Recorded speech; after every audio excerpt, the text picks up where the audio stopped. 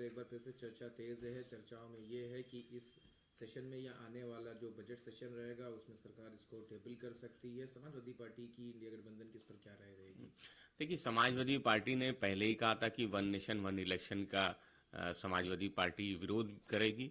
जो भारतीय जनता पार्टी 4 राज्यों के चुनाव एक साथ नहीं करा सकती, जो भारतीय जनता पार्टी अपनी सहूलियत के हिसाब से एक राज्य में एक चरण में चुनाव कराती है, दूसरे राज्य में 4-4 7-7 चरणों में चुनाव कराती, उसकी मंशा ठीक नहीं है और फिर चुनाव आयोग पे लगातार सवाल उठते रहे।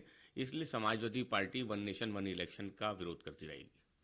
सर, घर के आसपास भी कई जगहों पे जो हिंसा प्रभावित क्षेत्र था उसमें कई जगह से देसी तमंचे मिले हैं और मादक पदार्थ मिले हैं।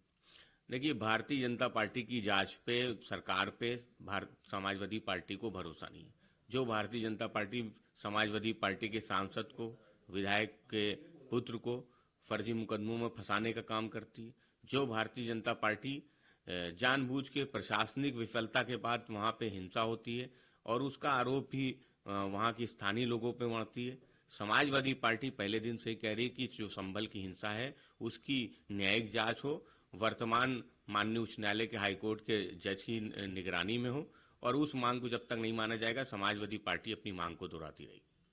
सर, केंद्र सरकार से सवाल पूछा जिसके बाद उन्होंने सेट ऑफ लाइंस भी उनको दिया है कि अभी तक ये फ्रीबीज जो है 81 करोड़ लोगों को जो दी जा रही है, इसके बजाय रोजगार के ऊपर क्यों बात नहीं करी जा रही, क्यों जॉब क्रिएशन के लिए स्कीम्स में ये पैसा नहीं लगाया जा रहा है? देखिए, समाजवादी पार्टी पहले दिन से कह रही है भारतीय जनता पार्टी अपनी सहूलियत के हिसाब से रेवड़ी की बात करती है, लेकिन रोजगार देने के नाम पे केवल लाठी देने का काम करती है। और आदरणीय अखिलेश यादव जी ने पहले ही कहा कि भारतीय जनता पार्टी की जहां भी सरकारें हैं, चाहे वो केंद्र की सरकार या राज्यों में गठबंधन की सरकार, उनके एजेंडे में नौकरी नहीं है। इसलिए नौकरी ना देना पड़े, इसलिए राशन देते हैं लोगों का वोट हासिल करने के लिए। जनता परेशान है, बेरोजगार नौजवान वो हताश और निराश है, उसको भारतीय जनता पार्टी से कोई उम्मीद नहीं है। देश की सबसे बड़ी अदालत ने हस्तक्षेप किया है। समाजवादी पार्टी समझती है कि भारतीय जनता पार्टी को रोजगार देना चाहिए, लोगों को रोजगार उपलब्ध होगा तो उनको अनाज की जरूरत नहीं पड़ेगी।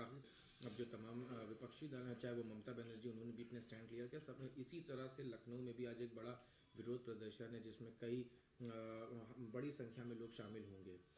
देखिए, समाजवादी पार्टी समझती कि अल्पसंख्यकों पे कहीं भी अत्याचार हो वो गलत है। बांग्लादेश में हिंदू अल्पसंख्यकों पे हो रहे अत्याचार, हिंसा को लेके समाजवादी पार्टी अध्यक्ष आदरणीय अखिलेश यादव जी ने पहले ही कहा था कि हिंसा नहीं होनी चाहिए, हिंसा की निंदा करते हैं, भारत की सरकार को हस्तक्षेप करना चाहिए।